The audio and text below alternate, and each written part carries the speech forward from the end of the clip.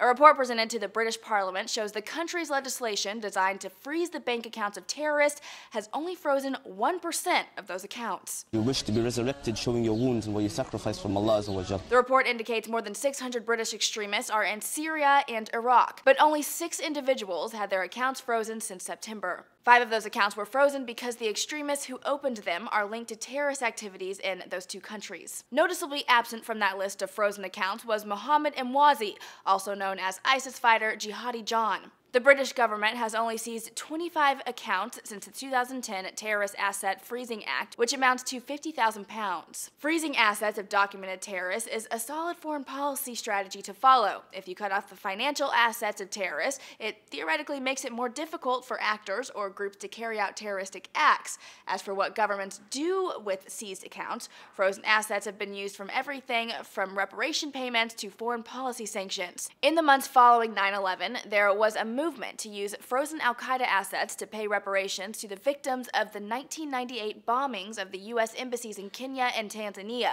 which were carried out by the terror group.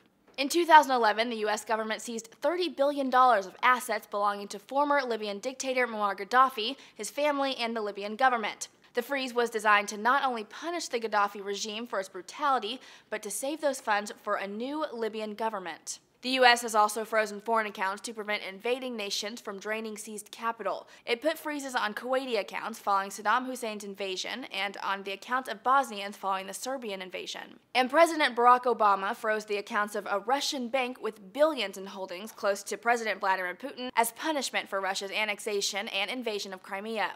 Of the 25 accounts seized by the British government, only 13 have been added since 2011, the start of the Syrian civil war. For Newsy, I'm Jasmine Bailey.